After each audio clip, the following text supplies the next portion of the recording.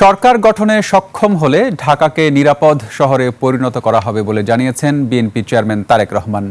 বলেছেন, আমরা চাই যেন মা বোনেরা যে কোনো সময় এই শহরে নিরাপদে নিশ্চিন্তে চলাচল করতে পারেন, নিরাপদে বসবাস করতে পারেন।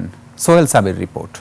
72 ঘন্টা ময়েশ্চার লক সমৃদ্ধ লিলি বডি ওয়াশ, শিয়া বাটারের গুডনেস স্কিন রিপেয়ার করে রাখে সফট ও গ্লো। রাজধানীর ইসিবি চত্বরের পথসভা দিয়ে ঢাকায় শেষ মুহূর্তের প্রচারণা শুরু করেন ঢাকা 17 আসনের ধানের শীষের প্রার্থী তারেক রহমান। পথসভা এক পর্যায়ে জনসভায় রূপ নেয়। পথে পথে নেতাকর্মীদের ভিড় ঠেলে আসতে অনেকটা সময় লেগে যায়। নিজেকে এই এলাকার সন্তান হিসেবে দাবি করে ধানের শীষে ভোট চান বিএনপি চেয়ারম্যান, দেন নিরাপদ রাজধানী গড়ে তোলার প্রতিশ্রুতি।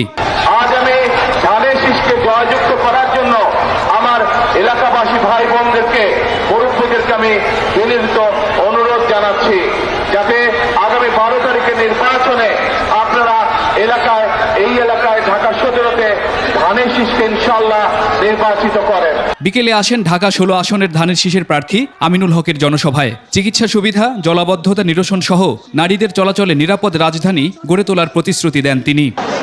এই এলাকায় জলাবদ্ধতা একটি সমস্যা আছে।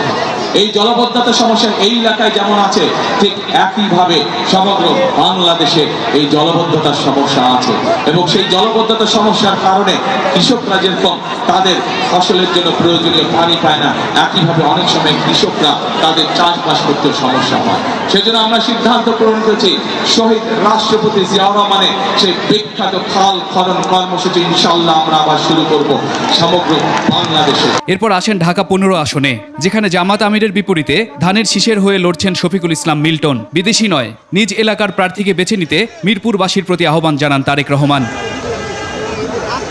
এরপর ঢাকা 14, 13 ও 11 আসনেও ধানের শীষের প্রার্থীদের পক্ষে নির্বাচনী সমাবেশে যোগ দেবেন বিএনপি চেয়ারম্যান।